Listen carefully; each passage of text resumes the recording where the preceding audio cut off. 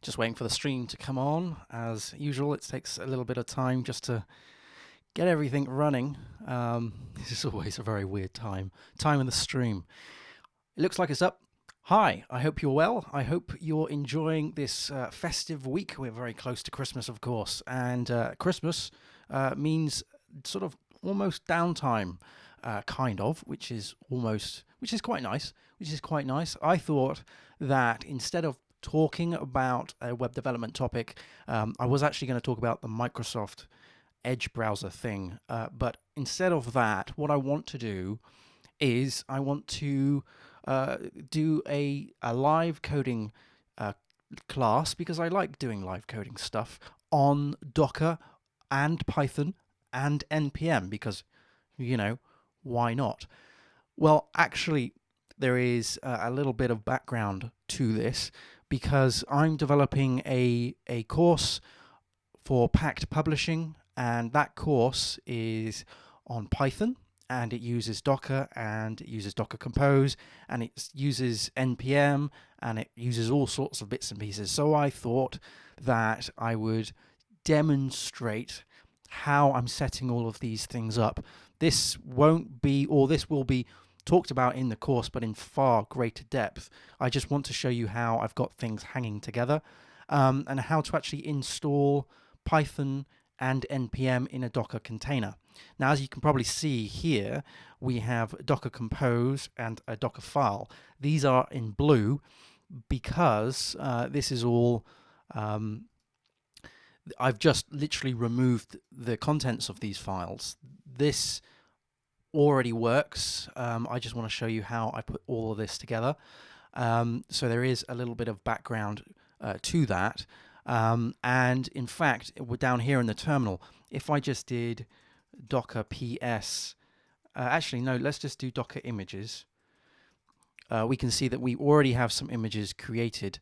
One is Python with the tag of 3 Alpine, so I'm using the Alpine release. We're also using MySQL tag of 5722, and also we have Docker volumes. Docker volume ls. We can see that we've got a number of volumes that we're using too, including, so we've got product DB data, we've got product node modules, and there was another one somewhere. Oh yeah, product DB data. Yeah. So, sorry, we've got product service DB data and stuff. Don't worry too much about the front end bits and pieces, because that's part of the course. There is a sort of a superseding Docker Compose file that puts all of this together. There are lots of little Python servers in this course that I'm going to be showing how we can get a network going and all that stuff. I'm not going to be talking a great deal about the course because I'm still developing the course personally, and I want to wait until it gets more of up to a mature level before I actually do a big announcement on the course. But it is coming. It is coming. I just wanted to demonstrate a part of that in terms of the infrastructure side. Let's just clear down the screen. You'll have to excuse me. I am still trying to get over this this wretched cold. Okay, so if I did a pwd to get the working directory, we can see that we're actually in this this directory here, the product service.git. And if I did an ls, we can see that we actually have all of these files and folders for us. And again, if I did a cat of Docker file, it's empty. A cat of the Docker Compose file, then that is empty. So these are the two files that I'm going to be building and populating today. And the purpose of this class, this live coding class, is basically to get up a Docker, or build a Docker image that has both NPM and Python and also MySQL. So get that running, and then get into that Docker container and make sure that the NPM version is correct, Python version is correct, and so forth. And also get this running as a Docker Compose orchestrated thing. So the first thing we're going to do is obviously build the image, because that would be good.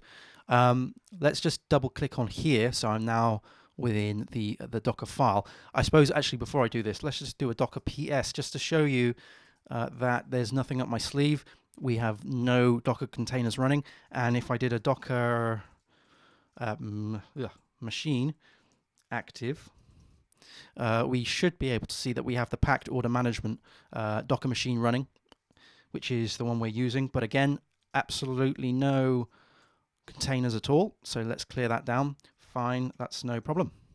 So let's actually start building this Docker file. And what I've got is my notes on, well, you can't see them, but I've got my notes to go through. This is, like I said, I've already got this working. I've already got this built, so we're going to sort of rebuild it.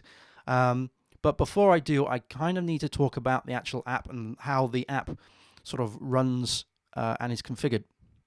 Because this is actually a Python Flask app, and it uses a requirements file. If I go into the app folder here, we can see that we have a requirements.txt file. If I open that up, we can see a whole bunch of requirements.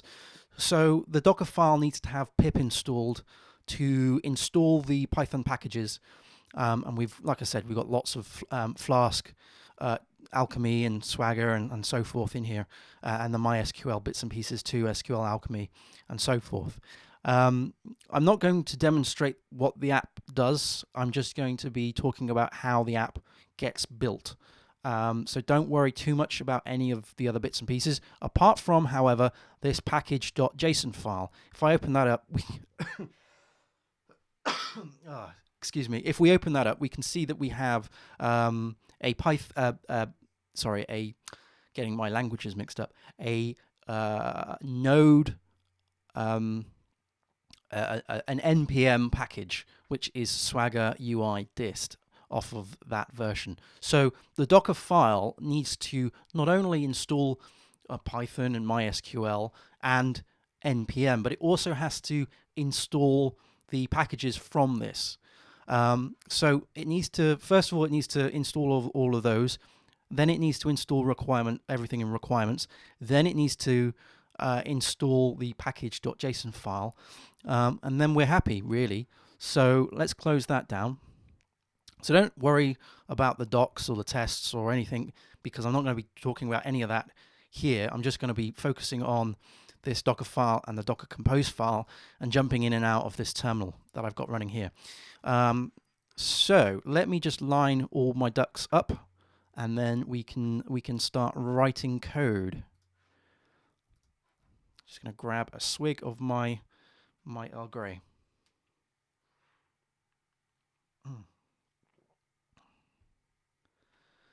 Right, so like I said, we've already got the Python Docker image, the base image. If I did the Docker images again, we can see that we've got the Python image here.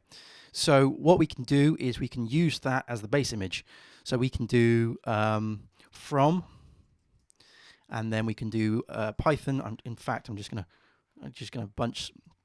do a bit of copying and pasting from my notes. So we're from Python -3 Alpine. Now, what Docker does, as I've mentioned on my Docker in Motion course from Manning Publications that I did last year, what Docker does is it looks at your local images that you have, and then if you don't have that image, so for example, if we didn't have that Python image, it would then try and pull it from the Docker registry that you are currently signed into. And in this case, it would be the Docker Hub, because I'm not actually signed into any private registries.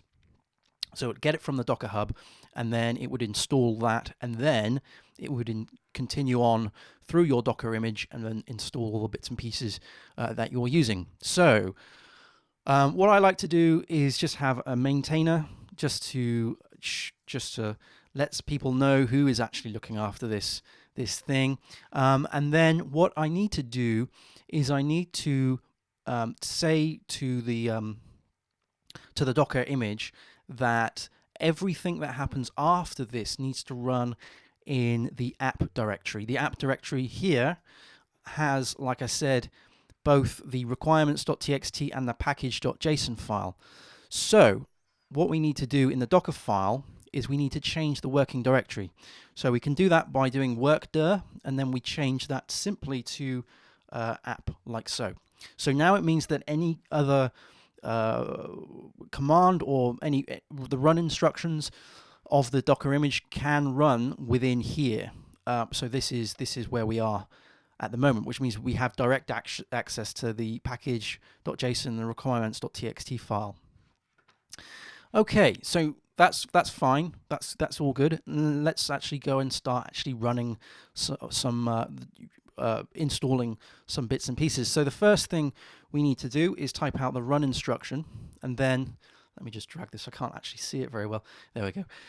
So next thing we need to do, because we're using the Alpine image, we have access to the APK. So APK and then add --update. And then we're going to use the slash to denote that we're running on a second line. So we're going to update this with bash, and I'm going to be talking about why we're using bash in a little bit more detail when we get to the actual NPM stuff. So what I like doing is just putting everything on a single line, because I think it's clearer. I think it's clearer when we do that. So it's bash, then curl, and then we need MySQL DB, and then whoops, let's just bring that back like that, and then we need GCC. So these are all of the packages that we need. We also need libc and then -dev. Whoops.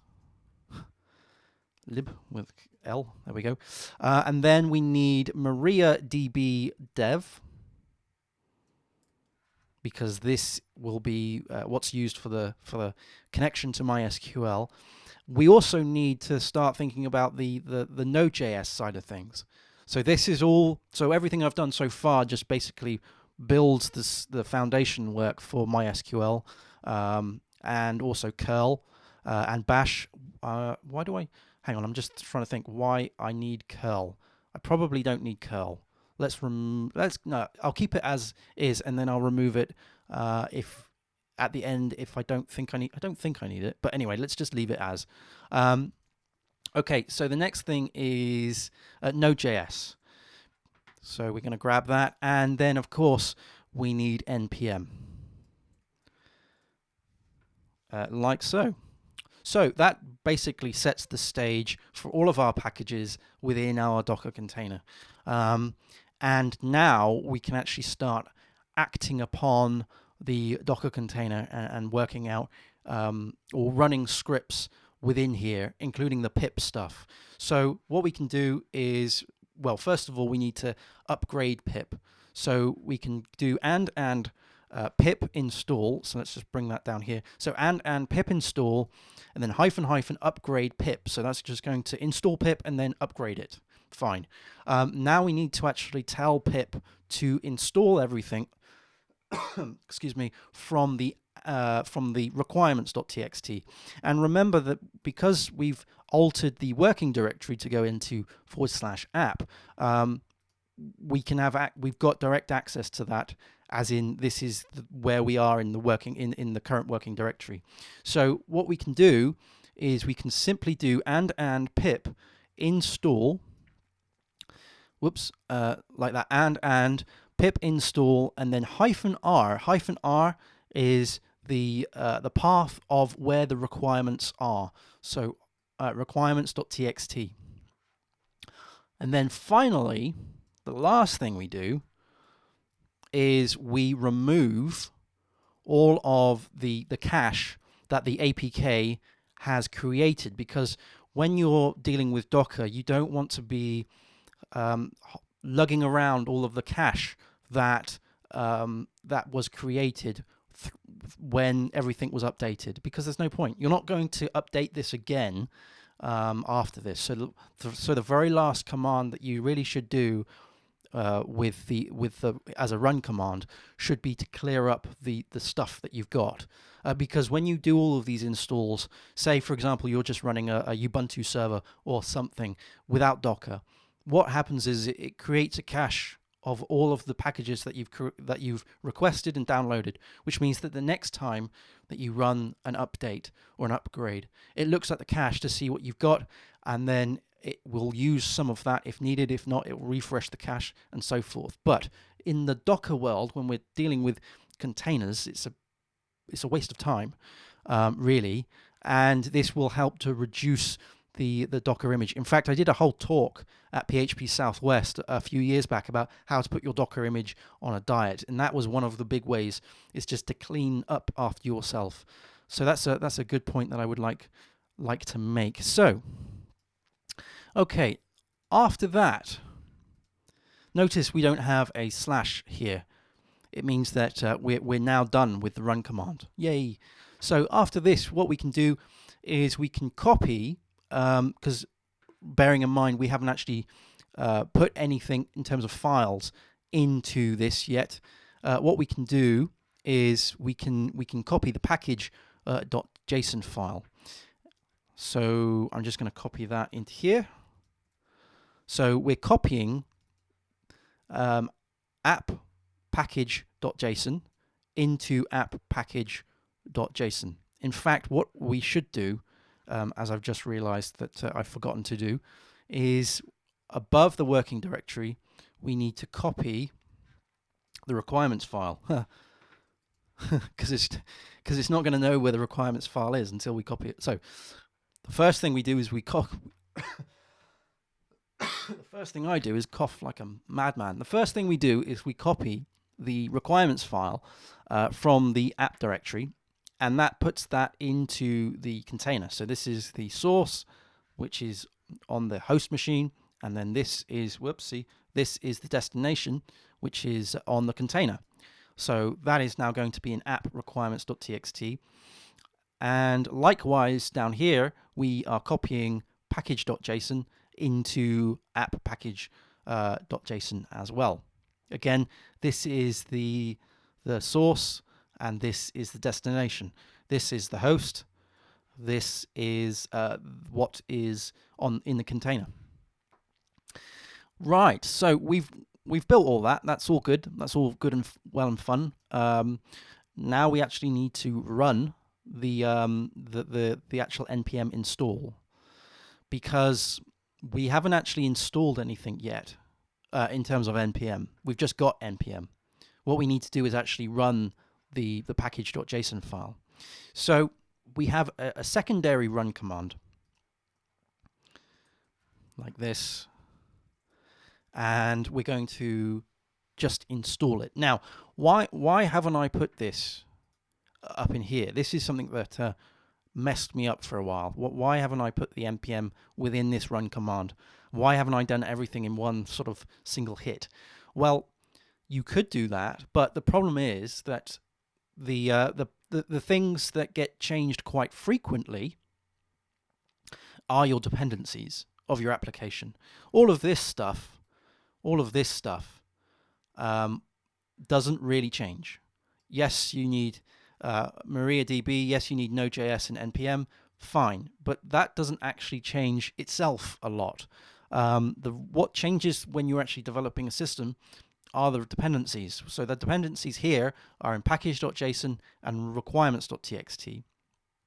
So the reason why I've split this up is that if a change happens to the package.json file, that will do what's called cache busting with Docker, because each one of these instructions, the run instruction, that run instruction, and that run instruction, in fact that copy instruction too, are cache layers. And if you don't know what a cache layer is, do check out my Docker in Motion course, because I go into a lot of depth about the layers of Docker, and I talk about how they are constructed and how you can actually bust the cache. Basically, well, not basically, because it's actually quite difficult, but I guess really what's happening is that when the Docker runs, what it's doing is it's installing each one of these instructions into a single container, which is off of the back of a Docker image layer. And it checks the hash of that layer against the hash that has been created. So it will know whether that has changed. So it will know whether the requirements file has changed.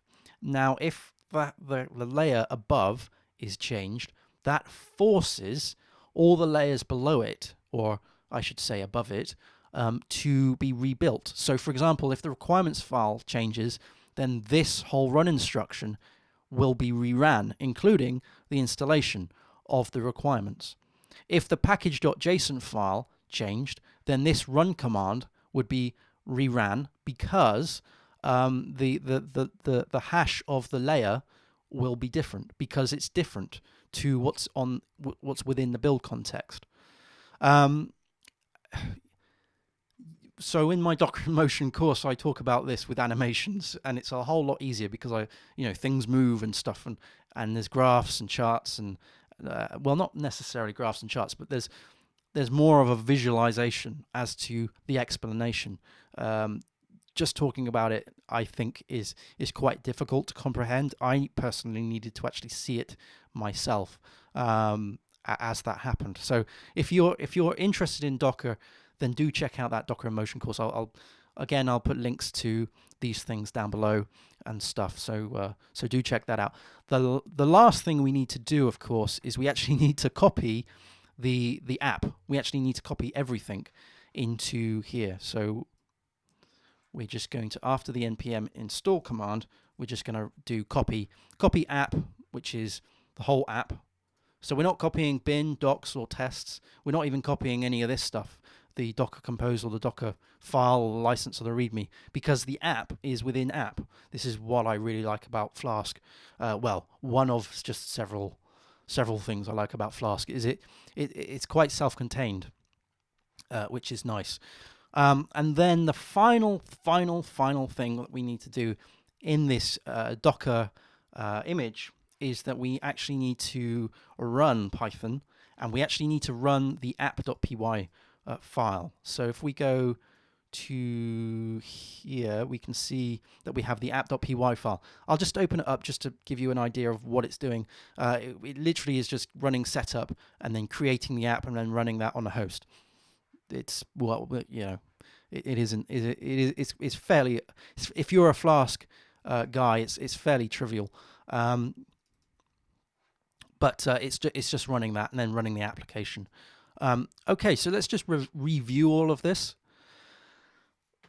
So we have from Python Alpine, Python 3 Alpine, that image has already been installed down here, which means that this should be a fairly lightweight thing to do, because all it's doing, it's not having to download that because we've already got it. I've set a maintainer, which is just fine. I could have put a label in perhaps. And then what I'm doing is I'm copying the requirements file, which is in app here, to /app requirements. Now, obviously, when the Docker image builds, there isn't actually an app folder. So what Docker does is it creates the folder app if one hasn't been found, which is cool. Again, this is the source and this is the destination. Source being what's on the host machine, which is what's on here. Whoops, let's just bring that back. And the destination is obviously what's in the container. Okay, so that gets added, that's fine. Then we change the working directory of the container to be /app, which means that all of this can run within /app. So we have the apk add update. I'm just going to double check this against my notes. We've got bash, we've got curl, we've got MySQL DB, we've got GCC, we've got libcdev, we've got MariaDB dev, we've got Node.js, and of course we've got NPM. That looks fine to me. I'm not sure I need bash. I'm not sure I need curl. I probably don't, because this has its own sh. But let's just go with it for now. And then what we're doing after that installation, this update, I should say, is that we are running pip install upgrade pip. So that's upgrading the pip package package manager, the Python package stuff. And then after that is then running the pip install command based on requirements.txt, which is again in the app folder. And because we've changed the working directory to be /app, we just need to do requirements.txt. We don't have to do /app or /app/ requirements.txt because we're already in the app folder. And then we do an rm-rf, so we forcibly remove and recursively do so the var cache apk, because that again is where the cached packages live.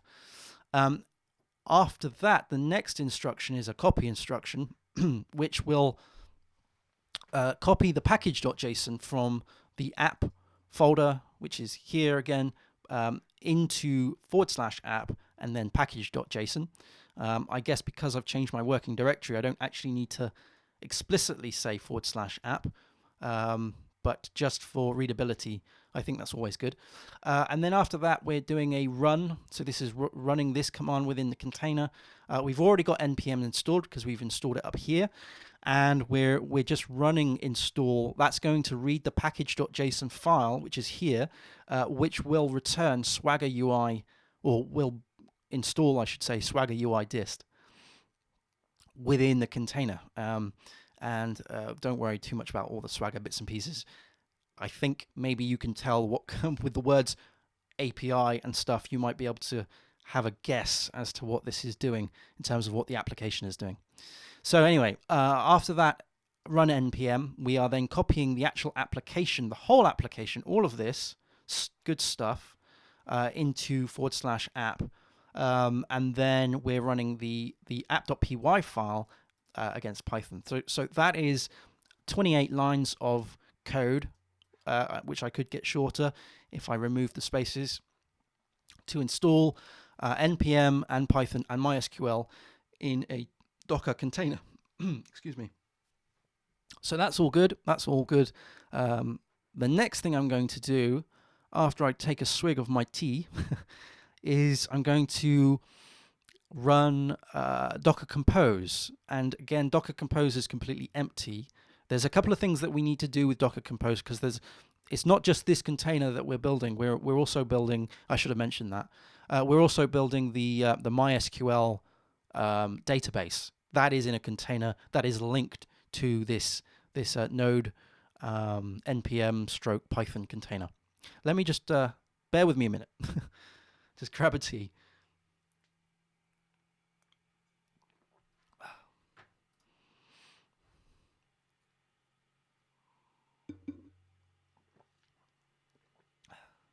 Run PHP, and I'm working on Python and JavaScript and Docker.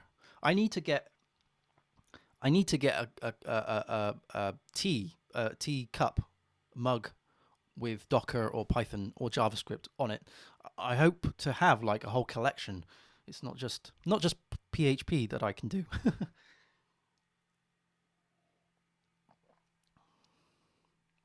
Okay, so I'm fairly happy that is good. I mean, it looks very similar to my notes, so hopefully that will run.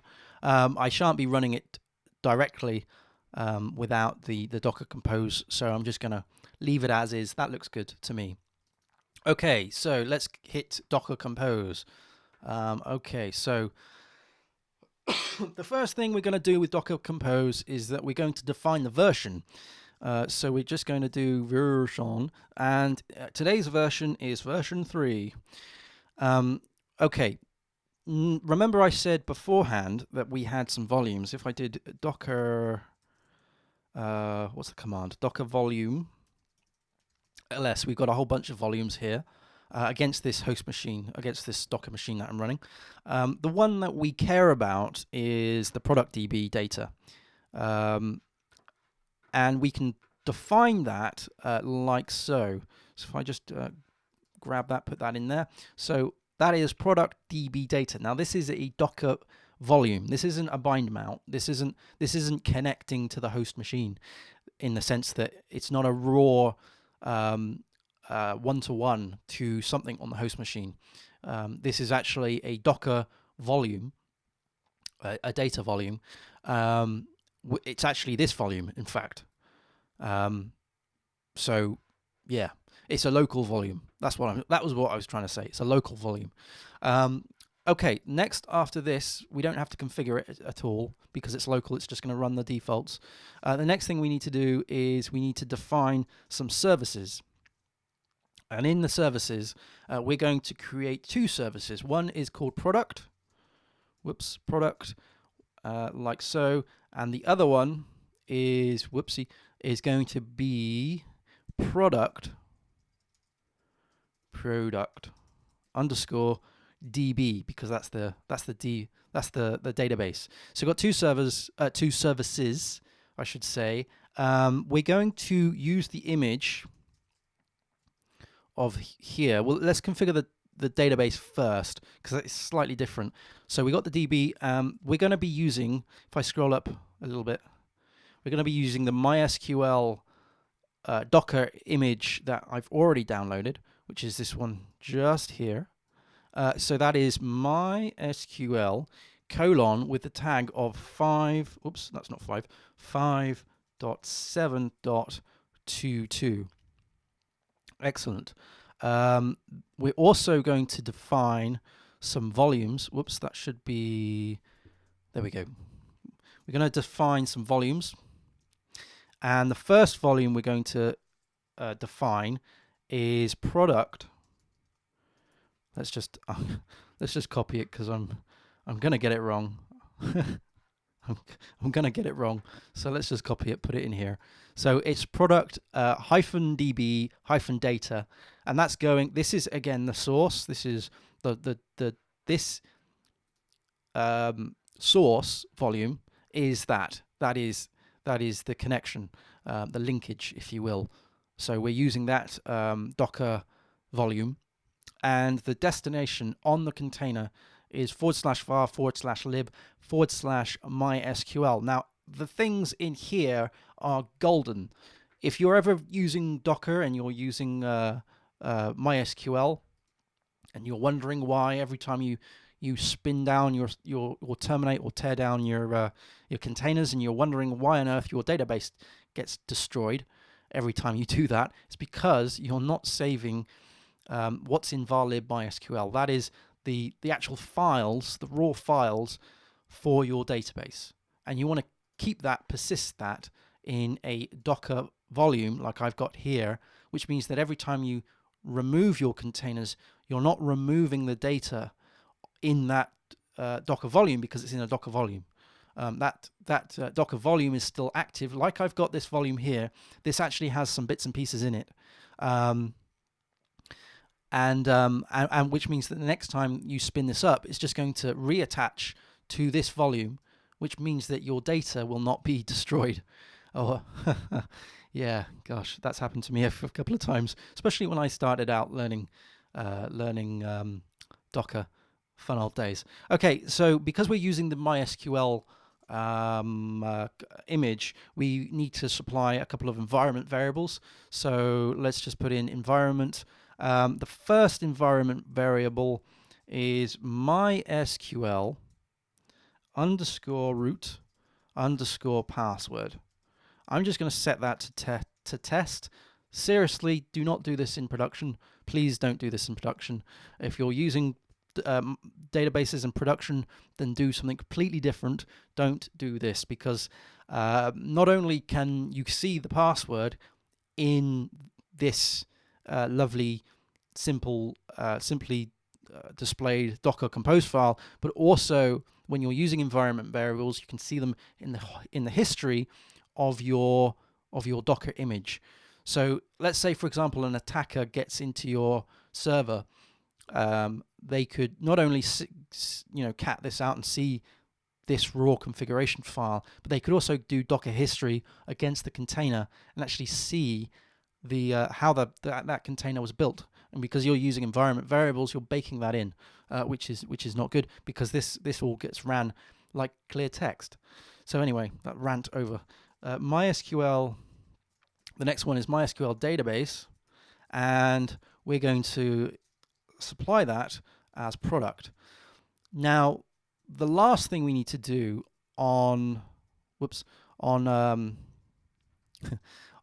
this container, the MySQL container, is mark it to restart and with the value of always, because we want to make sure that this is constantly up. We don't want to have to wait around or manually restart this if, for example, there is an issue with the connection. If, for example, the actual product service was to fall over and then restart, maybe the connection gets dropped or what have you. Restarting it just sorts all those kind of niggly-piggly problems out, which is good. Okay, so that's the database sorted. I hope.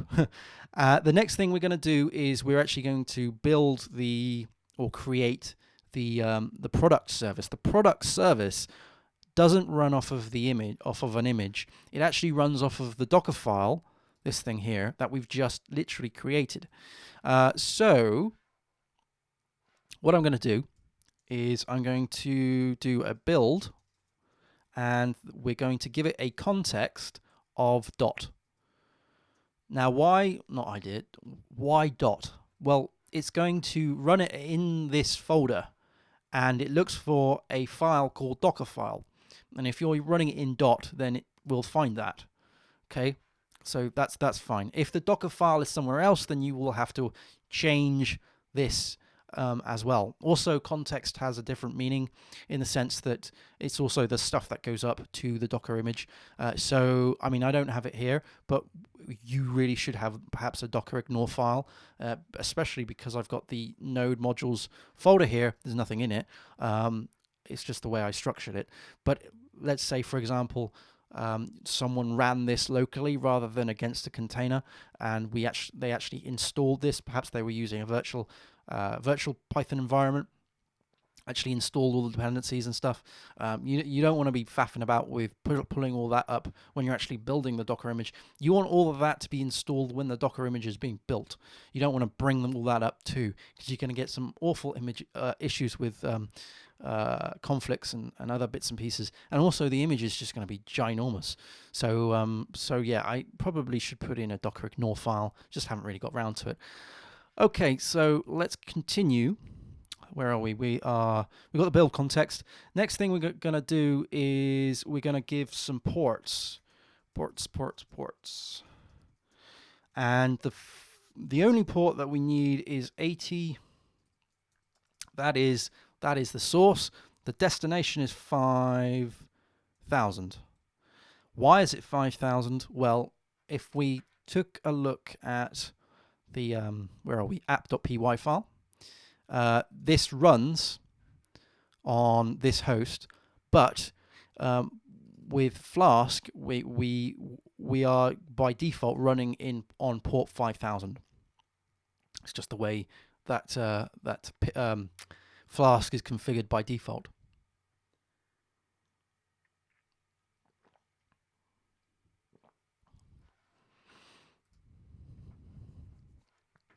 So, okay, the next thing after that, let's go back to Docker Compose.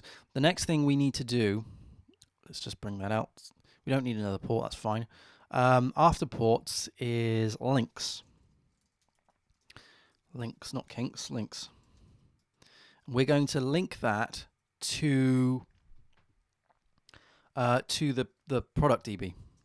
Now, what I could do is use user-defined networks, which I probably will when this goes live, to be fair. But links at the moment is just a sort of a quick, easy and dirty way of doing it, really. And we're also going to supply depends on.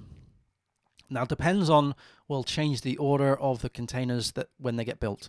So in this case, we're going to depend upon the product DB, which means that the product DB needs to be built first before the product container.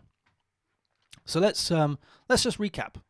Let's just make sure that I've got everything sorted. So we're running against version 3. We're using this should be in volumes. Sorry about that. Let's put that in volumes. Volumes. If I can spell it, that would be wonderful. And that needs to go back here because that's part of the base. Fine. So we've got version 3, then we got volumes, product DB data, which is product DB data here. That's fine. Then we got services. The first service is a product, which is this thing here. We're running the build context from the current directory. Okay, that's good because that's our Docker file. Looks good. ports, we've got 80 and, 5,000. And links, we're linking this to the product DB service. And it also depends upon the product DB service too, which is good. Let's just take a look at the product DB. So we have the product DB service. That is an image. So that's running against an image rather than a Docker file. MySQL 5722, which should be here. So it's MySQL 5722, all good.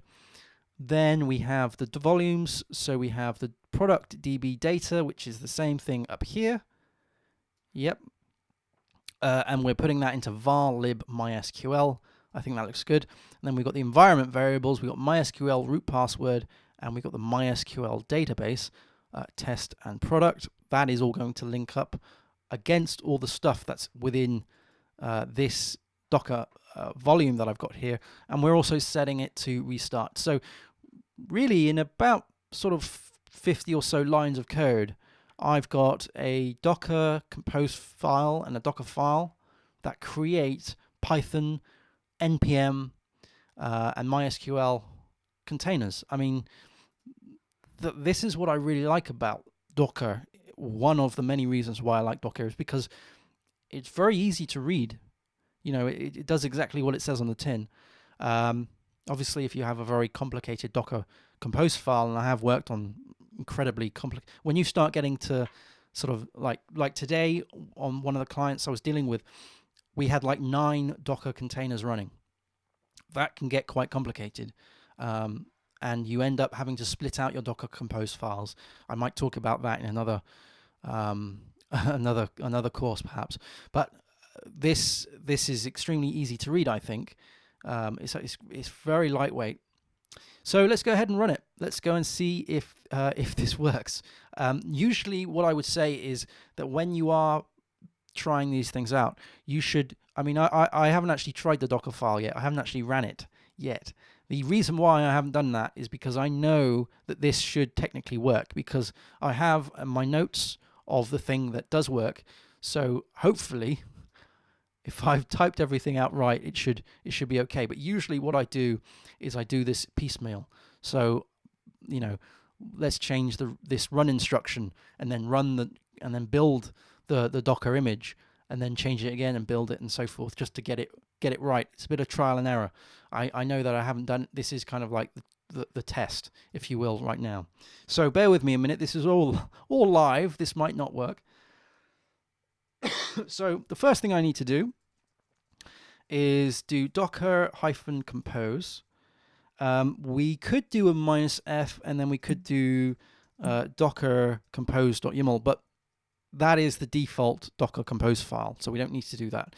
So what we can do is just type build, and we run this, and we've got an error. Way so excellent. So we've got an error on line 1, column 10. What's going on here? It's something's gone bang. I spelt version correctly. Oh yes, there we go. Oh dear, it's been a long day. So let's run this again. I do apologize.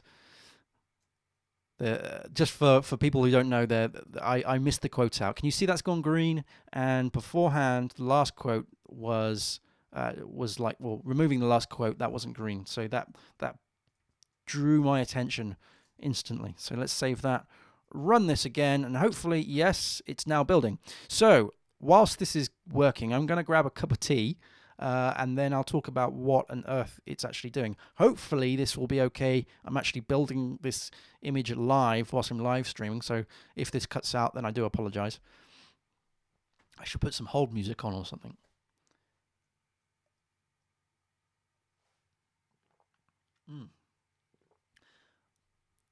I never used to like Earl Grey, but that's actually quite nice. So what we're doing here is we're installing the MariaDB bits and pieces, all the stuff that we've got within our Docker file. So we're at this point here, and we got 32 packages to install. Even though, I mean, we don't have 32 packages here, but It's the dependencies of those dependencies. Now what we're doing is we're running through the requirements file, because you can see that it's downloading all of these things from Python, from the files.pythonhosted.org. After that, it should remove. Oh, actually, no, it's still installing it. Still installing it. Right, now it's doing the run npm install. So we're down here. It looks like that's passed. Let's scroll up. Yep, added one package from 7 contributors and audited one package in 4.27 seconds. Okay, and then it's doing the copy command. Notice all of these steps. These steps are the stages of. Well, I shouldn't say stages because that's a different term in Docker. These are, I guess, all of the steps of what you've created. So that would be step 1, step 2, step 3, step 4, step 5, and so forth. So we've actually got 9 steps here. So the last step is cmd python.app.py. Let's now just do a Docker. I'm quite happy that that ran live and there was only one issue. So Docker images. We can see that we've got the product service Docker image here that's been built, which is cool. So successfully tagged product service, product latest, like so. Wonderful. Yay. And it's 342 megabytes, which is quite large. We could probably do with reducing some of these things down, but let's not faff about with that at the moment. So that was creating the image. Let's go ahead and create the container. To create the container, we need to do docker compose build. No, we don't. We need to do docker compose up -d because we're doing it in detached mode. Let's run this, and what we're doing is we're creating 2 containers. The first one is the product DB, and the second one is the product itself. If I was to type docker ps-a, we should see that we now have 2 containers, and they are up. Notice that this isn't actually looking very good on the page because this is a very large table, so it wraps. So I do apologize. But these are the container names. So we have product 1, product DB1, which means that if I did a docker exec-it, not ot, it, and let's go into this one, the product. Copy that, paste that, and go into bash because we've installed bash. So we're now actually inside the container. We're inside the container. If I did an ls, we can see that we've got node modules. We've got the product API. Don't worry about that. We've also got a package.lock file, JSON.lock file. We don't have that here because we haven't ran this locally. We've ran this against the container, which means that if I did an ls, ls of node modules, we should see that we have the Swagger UI dist. Woohoo! This is looking good. So that has installed, which would mean that we have npm. Let's do -v. So we have 6.4.1, which is reasonable. If we did npm, and I think it's is it list or is it ls? I forget. Let's just try it. We can see that yes, we have Swagger UI dist installed. That's all well and good. Whoopsie. We got that installed. That's good. Which means that our application is running. And let's just make sure that Python is living. So let's do Python -v, and we should have. Oopsie, no, I've done that wrong. Sorry. Damn it. Control D. I always get this wrong.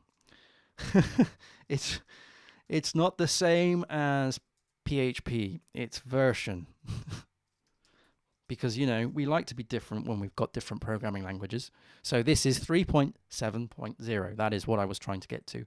That was the Python interpreter, which meant that you could write some Python code within that. I've done a whole course on the how to do that. I'll link it and stuff. Go and have a look at the tutorials that I've got where you can actually run Python on the command line. But this is basically where I wanted to be. We've got the Python version of 3.74. We have the NPM, which was at version 6, 4 point something or other. And everything seems to be lined up nicely. Whilst I'm here, I'm going to just see, do I need to have bash and do I need to have curl? I don't think I do. So I'm just going to clear or exit the container. And then let's just do an ls to make sure that we are still here. I'm going to remove bash. I don't think we need it. I don't think we need curl. I'm going to remove that too. Let's save this, and then let's simply just run docker compose build again.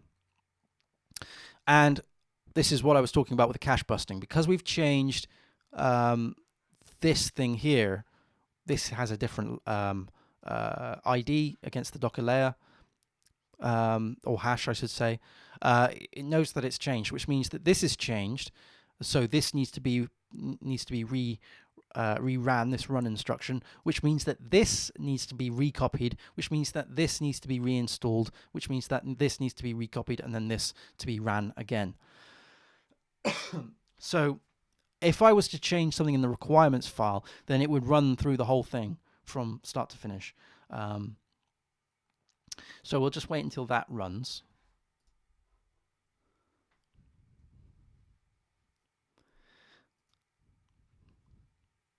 It hasn't thrown a wobbly.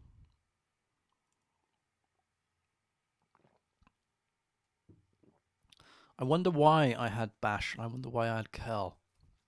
It might be because I was trying to load this using NVM rather than just installing NPM. I like NVM because it means that I can actually play around with the version of Node, because there's lots of times where the version of Node needs to change depending on your project, but it looks like it's ran, which is good. So let's dive straight in. I tell you what we need to do is we need to refresh the container. Let's run that, so it's going to rebuild that. And then let's do an exec, come on, of bash. And we don't have bash, so that's failed. So we need to do, I think it's /bin sh. There we go. So that's fine. So we're not running the born again shell, but we're using just bin sh. And let's just check all of these things. So npm -v, that's good. And it was Python -- version because we're being difficult. And that's good. So yeah, that works perfectly fine. So I didn't need to have those. So I'll remove that for the course, because there's no point in having stuff that you don't need. But yeah, I'm pretty happy with that. I'm pretty happy with that so far. But if you've got any questions, if you've got any comments on Docker in general, if you've got any suggestions for different Docker courses, then do let me know, because I would like to do more around Docker. I know that I've got lots of Docker tutorials on this channel. I've got a whole course on Docker containers. I've got a whole course on Docker Machine. I use Docker Machine all the time. And I've also got my Docker in Motion course that I did for Manning Publications. That is like 6+ hours of just Docker. Well, I go into so much depth with Docker. So do check that out. I'll put links down below. Now, I was going to talk about various different things in web development today. I wasn't even going to do a live coding thing. But I would like to do more tutorials on various different things. So I'm going to continue. I've got a JavaScript ES6 course, which I do live. I'm going to continue doing that. But again, if you've got any suggestions for the Docker stuff, because I would like to continue this a little bit more, so do let me know. On Friday, I have a little treat. On Friday, we have an interview with Jeremy Onion, which I interviewed him last week, and I've put that. It's going to go live on Friday. That is also going to be part of the podcast, so there'll be a podcast episode out. Jeremy Onion has a tremendously huge background in web development. He's done all sorts of things. He's been he's just done lots and lots of stuff, right? He's been a senior developer in many companies. He worked with me when I was at FastHost for a few years, and he's worked abroad, and he's also done a lot of management stuff, a lot of stuff with Agile, and now he is the technical director at Torpedo Group. So he has a huge mass of knowledge and experience, and we were talking about his development journey and how he has progressed in his development career, and how he has converted from being a senior PHP developer to management. And he has said that he does, it's a huge percentage of his time is management. He's now, classed as a manager in that sense. So it was a very interesting talk, because I know that this whole channel is very focused on code rather than managing coders. So it was a very interesting insight. So if any of you are who've just watched this and you're thinking, well, maybe my career path is more geared towards management rather than DevOps or rather than coding, then I highly recommend listening to that. It's on the podcast as well, or it will be on Friday, and it'll be released on this Friday as a video. So do check that out. Subscribe if you haven't done so already, because this channel certainly isn't just about coding. It's also about how to code well and the management side of all of that. So happy coding, everyone, and I shall see you all soon. Friday. Take care. Cheers.